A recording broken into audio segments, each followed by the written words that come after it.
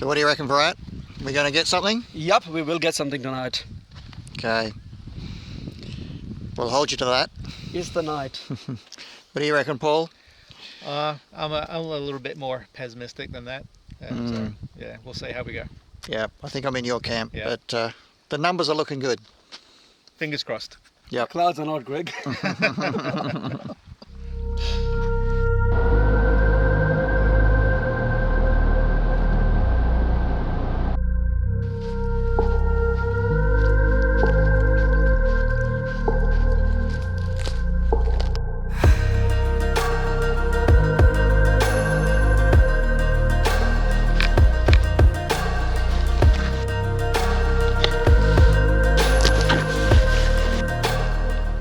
Well, hi guys. I just popped down to Yenyenning Lakes, which is about 2 hours east of Perth. I'm here with Virat, Shah and Paul Cooper, and it's a Tuesday night, about 9 o'clock, and we're just here in the hope of catching a little bit of Aurora. In fact, I've just remembered. There, how's that? Is that better? We're chasing the Aurora. The numbers are looking pretty good. I'll pop up some of the screenshots of what's the apps are giving at the moment. Right at the moment, we haven't seen anything, but fingers crossed, we will get something in the next half an hour to an hour. It's going to be pretty low on the horizon, we suspect, because we're a fair way north of the southern latitudes, but we know when it's really strong that we will see it. So it's been basically cloudy all day, but the forecast was for a break in the cloud for a couple of hours, and the weather gods have delivered that break. A little bit of cloud right on the horizon, but if it's strong enough, we should see the Aurora above that. Anyway, fingers crossed. If not, the moon is setting in about half an hour or so. So yeah, we'll get a bit of astro in. So we'll get a bit of Milky Way photography. One way or another, we'll get something out of the evening. Okay, I'm going to set up and do a few test shots and see what I can see. As you can see from the test shots, there was no sign of Aurora, and to make matters worse, a big bank of cloud had rolled in. However, Virat, the eternal optimist, kept our hopes alive with constant updates on the promising numbers.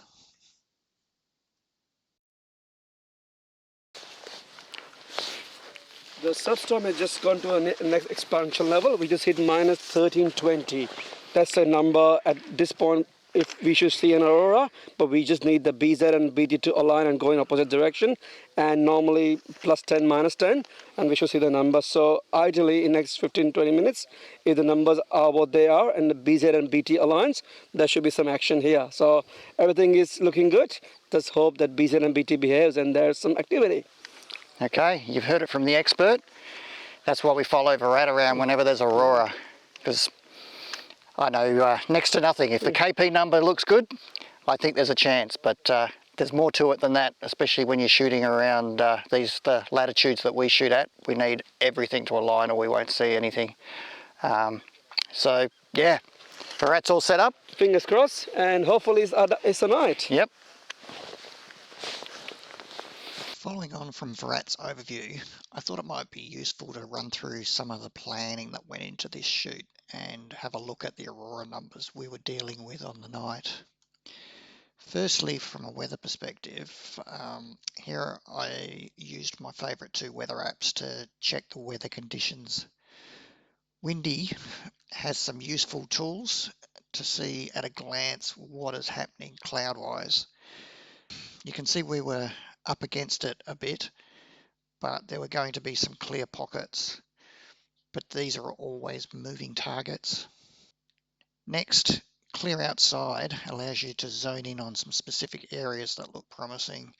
Again, this shows a fairly tight window of opportunity with just a few hours of clear skies. The caveat here, as always, is obviously these are forecasts only, and as with any weather forecasts, they're subject to change and accuracy can be questionable at times. Ideally, we want dark conditions with little to no moon. Using photo pills, I could see we only had about a 16% crescent moon on the night, which was setting around 10 p.m, which was perfect. Finally, we'll look at the Aurora numbers themselves. The Aurora Alerts app was showing some very positive KP values. Basically anything 5 and over is worth looking at further. KP alone is not a good indicator, but it certainly gets my attention. Next, I had a look at the Glendale app, which has a number of useful features. The substorm strength is a measure of the aurora strength right now. We want the number to be negative, and the more negative the better. Ideally values of minus 1,000 or greater. We had very promising substorm strength on this night. The Glendale app also shows the BZ and BT values. We want the BZ and BT values to be as far apart as possible, ideally in the minus 10 and 10 range respectively, which we weren't getting on this night. The next screenshot is from another night which shows much better BZ and BT values. The Glendale app also shows a very useful visual representation of the Aurora Australis oval and the areas likely being affected currently. And finally, but certainly not least, Glendale allows users to shout out what they are currently seeing, which can be very useful. On this occasion, we were seeing reports of aurora coming from the Australian east coast and Tasmania, so we remained hopeful. Not too many reports from Western Australia, as most of the areas were under cloud.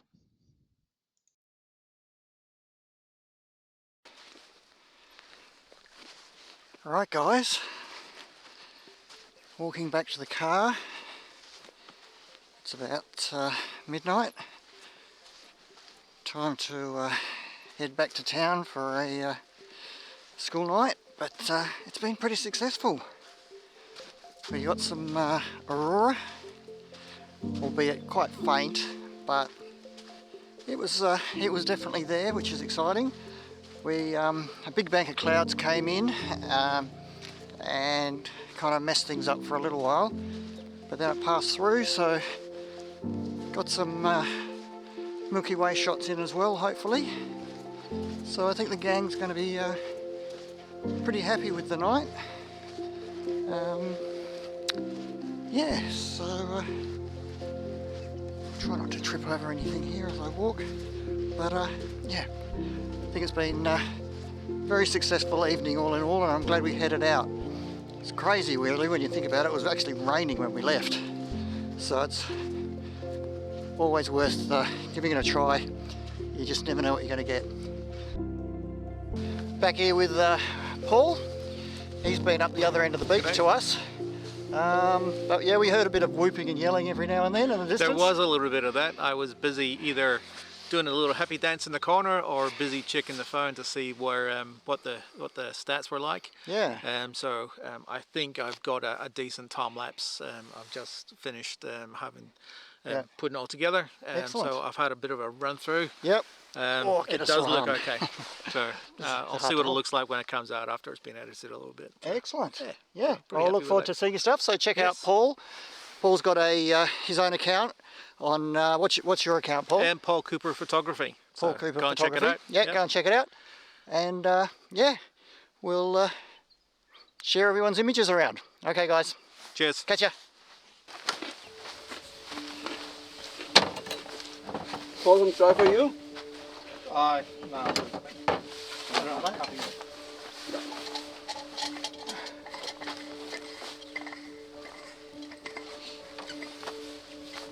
I'm on the water for the trip home. Oh yeah? How come? I just figured I'd drink some water or something like that, try and keep us on board. Okay, gents. Are you recording? Yes. Okay. It should be like a little sign that says. It is. There's a red light on the red camera. light. Okay. Okay, not a bad session, boys. Not bad. Turned out a lot better than I expected. Yeah. One point we thought we were gonna get nothing at all. Yeah. We're gonna go home with nothing. Yeah. It's going to be a quiet trip home. Considering the windscreen wipers were on as we left Perth. Yep. Yeah. And the clouds look pretty heavy, but yeah, I think we've managed to salvage a usable night out of it. And the Aurora, which we had our fingers crossed for, did actually eventuate, Yep. which is Twice, yeah, two little Bursts of bursts. activities. Yep. Yeah, so that was very productive. Yes. And it's still clear now. It's actually as clear as it's been all night. So, but It's a bit of a crime to turn away now, isn't it? it is. But the call's about to set, so Yeah. we're not Yep. missing out on too much. And I think that last Aurora has settled down again now. So it'll be a long night if we were still hanging out here waiting for it. Yeah. Anyway, thanks a lot for driving, Paul. All right. We've got a 2-hour drive ahead of us to get back to Perth. Just don't snore on the way home. No, try not to. And the snoring will be on the office desk tomorrow. Tomorrow, I think. Yes. I hope you're not listening, Laura. Cheers. Cheers. Okay, gents. Thanks. Excellent night. See ya. Excellent, guys. Cheers.